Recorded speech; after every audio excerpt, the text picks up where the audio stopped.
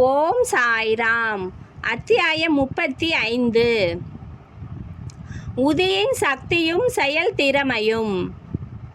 ஒருமுறை பாலாஜியின் தவசத்தின் போது சில விருந்தினர்கள் அழைக்கப்பட்டு அவர்களுக்கு உணவு சமைக்கப்பட்டது.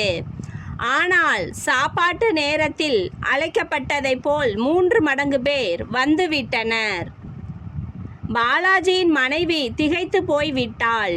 குழுமியிருந்த மக்களுக்கு உணவு பற்றாது என்றும் அது பற்றாது போகுமானால் குடும்பத்தின் கௌரவம் பாதிக்கப்படும் என்றும் அவள் நினைத்தாள். அவளது மாமியார், பயப்படாதே, அது நம்முடைய உணவல்ல, சாயினுடையது. ஒவ்வொரு பாத்திரத்திலும் கொஞ்சம் உதியை போட்டு ஒரு துணியால் மூடி அதை திறக்காமலே அவர்களுக்கு பரிமாறு. சாயி நம்மை இந்த அவமானத்திலிருந்து காப்பார் என்று கூறி தேற்றினாள். அவள் கூறியபடியே செய்தாள். தங்களது வியப்புக்கும் மகிழ்வுக்கும் ஏற்ப பரிமாறப்பட்ட உணவு எல்லோருக்கும் போதுமானதாக இருந்ததோடு மட்டுமல்லாமல் ஏராளமாக மீதமும் இருந்ததை கண்டார்கள். ஒருவன் எவ்வளவு அதிகம் மனமார்ந்த அக்கறையுடன் உணர்கிறானோ அவ்வளவு அதிகமாக அவன் செயலுருவாக்கி காண்கிறான் என்னும் மொழி இவ்விஷயத்தில் நிரூபணமாக்கப்பட்டது. சாயிபாபா நாகமாக தோன்றுதல். ஒருமுறை சீரடியை சேர்ந்த ரகுபாடில் என்பவர் நெவோஸை சேர்ந்த பாலாஜி பாடில் என்பாரிடம் சென்றார். அன்று மாலை மாட்டுத் தொழுவத்தில் ஒரு பாம்பு சீறிக்கொண்டு உள் நுழைவதை கண்டார்.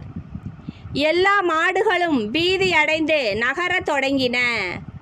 வீட்டினரும் திகிலடைந்தனர். ஆனால் பாலாஜி தனது வீட்டில் சாயியை பாம்பாக தோன்றியிருக்கிறார் என எண்ணினார். துளிக்கூட பயப்படாமல் ஒரு கிண்ணத்தில் பாலை கொண்டு வந்து பாம்பின் முன் வைத்து, பாபா, ஏன் சீறி சப்தப்படுத்துகிறீர்கள்? ஏன் எங்களை பயமுறுத்த விரும்புகிறீர்கள்?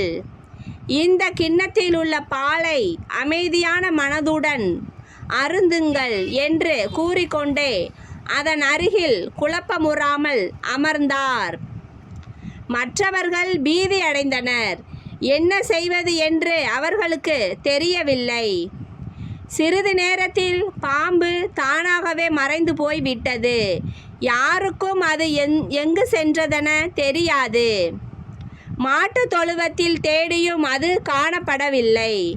பாலாஜிக்கு 2 மனைவிகளும் சில குழந்தைகளும் இருந்தனர்.